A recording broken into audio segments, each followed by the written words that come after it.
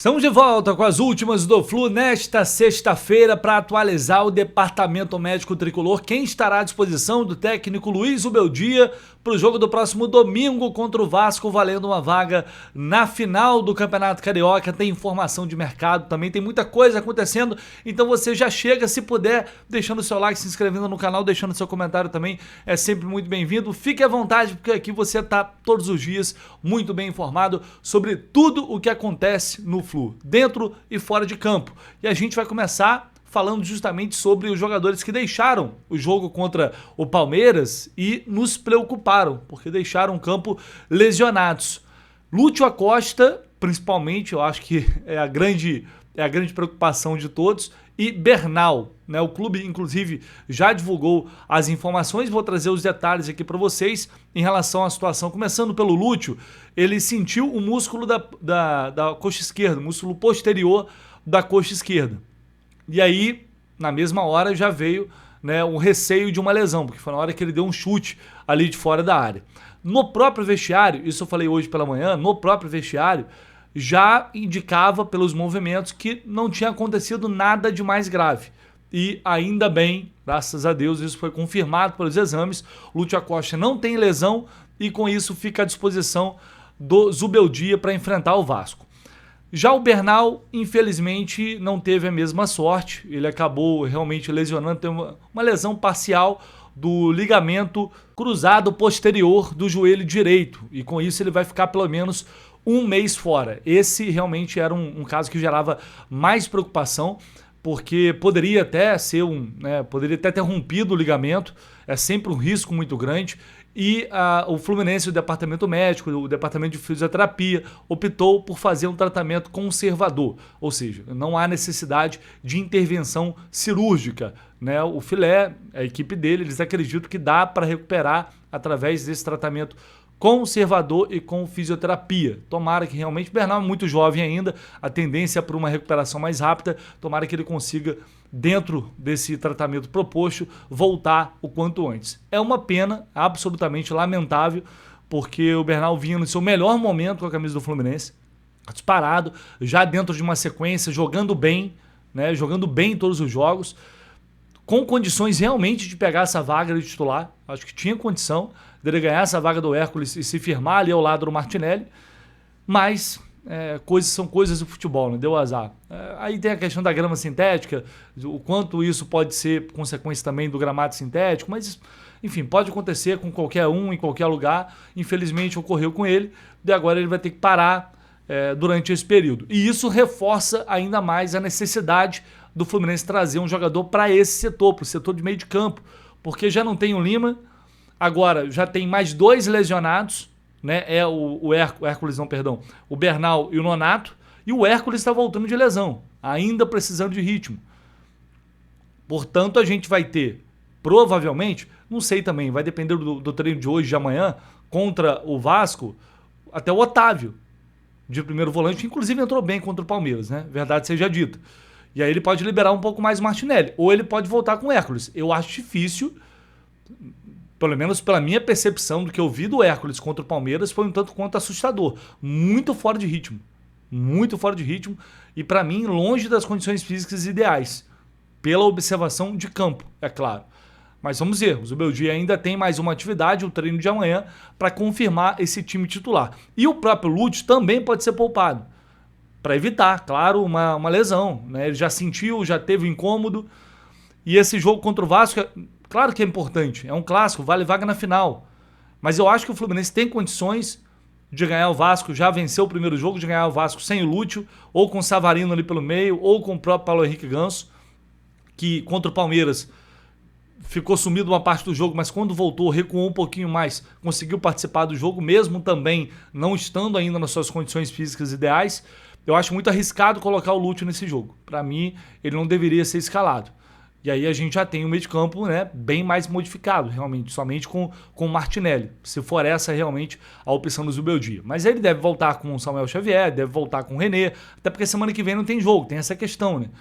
Então é um tempo que o time vai ter a mais de recuperação até uma possível final do Campeonato Carioca, contra o Flamengo no outro final de semana, se o Flu confirmar a classificação. John Kennedy foi banco, agora volta. Canóbio também retorna, vai poder jogar. Quem manda, quem escala é o Zubeldia. Vamos ver o que ele vai pensar para esse jogo, mas eu confesso que não arriscaria colocar o Lúcio em campo, tá? Então, portanto, são as atualizações do departamento médico do Fluminense.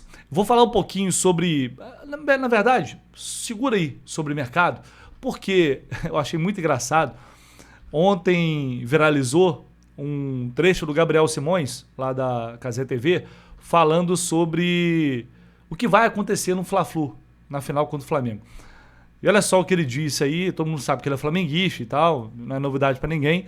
Ele mandou essa aqui. Precisa ser um vidente para saber o que vai acontecer com o Flamengo, né? O Flamengo vai perder do Fluminense a final do Carioca, né? Muito provavelmente, o normal é esse. E aí o Felipe Luiz vai ser demitido. E aí o Flamengo não vai ganhar nada esse ano, assim. O padrão é esse, né? Se acontecer alguma coisa muito fora do normal, a gente vai se surpreender. Mas é mais ou menos isso que vai acontecer.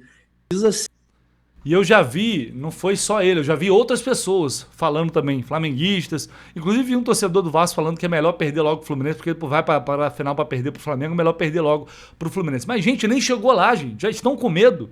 Eles é realmente tão normal que eles já normalizam. Né? Mesmo na maior fase da sua história, com o maior time da humanidade, do planeta, eles sabem que o negócio é diferente. O negócio funciona diferente. Mas nem chegou, gente, calma. Vamos contar que o Felipe Luiz está fazendo um grande trabalho. Ontem fez um grande jogo, mas infelizmente, né, houve um erro ali. O Castilho acabou fazendo gol, depois, né, por um acaso também, 2 pênaltis. Mas por um acaso o Lanús, para mim falar, né, um gol de cabeça, acontece com qualquer um. Também não é para tanto, não fazer tempestade em copo d'água.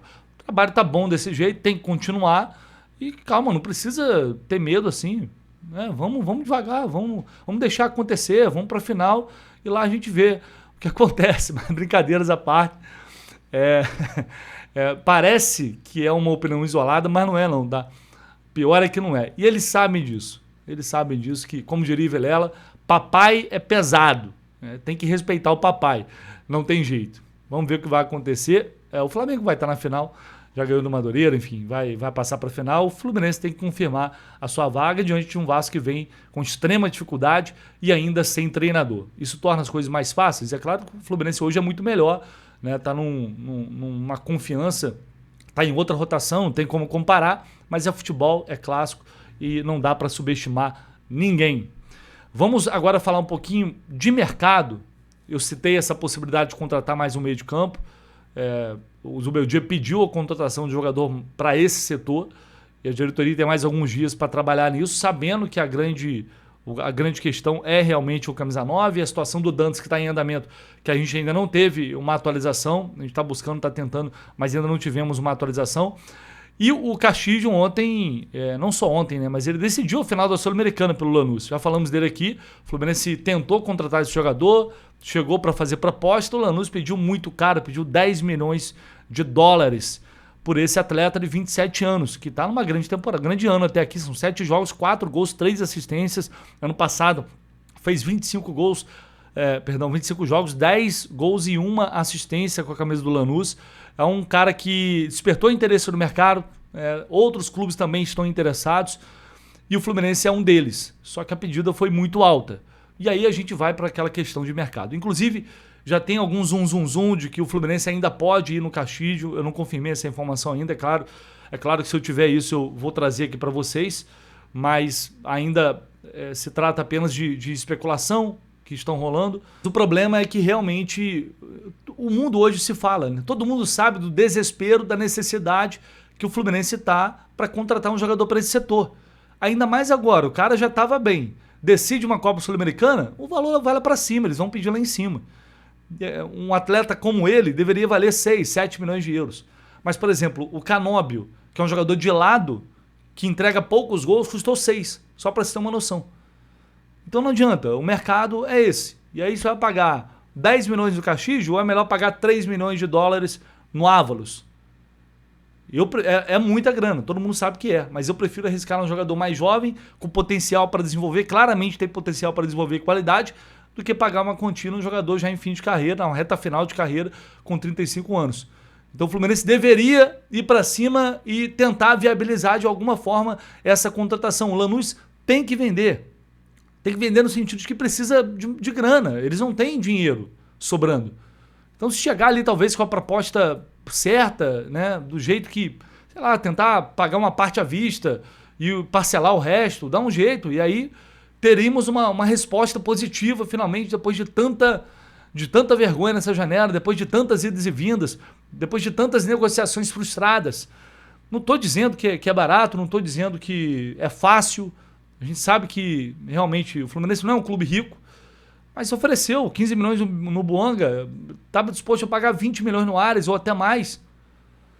Então pode ser a oportunidade que o mercado sinalizou. Eu não sei o que eles estão pensando no meio do ano. Vão trazer realmente um jogador de 15 milhões de dólares? De 20 milhões de euros? O Nino, tem a questão do Nino, né, quanto vai custar? Vai conseguir ganhar a concorrência do Palmeiras? Mas o problema está aí agora para ser resolvido. A carência está aí. Né? A desgraça vem desde o ano passado. E o Castillo é um cara que está no mercado. Agora, tem que chegar alguém pagando o que os caras querem. Vamos ver. Temos alguns poucos dias até lá, até o dia 3 de março da semana que vem, com pouco espaço para enrolação, pouco espaço para troca de propostas.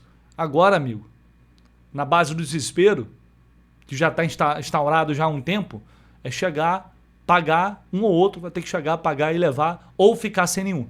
O que é um cenário que eu não sei nem o que é pior. Mas enfim, deixa aí seu like, tá? Se inscreva no canal, seu comentário, como sempre, aí pedindo essa ajuda a vocês, essa força, e a gente volta assim que tivermos mais novidades por aqui. Tamo junto, galera. Valeu!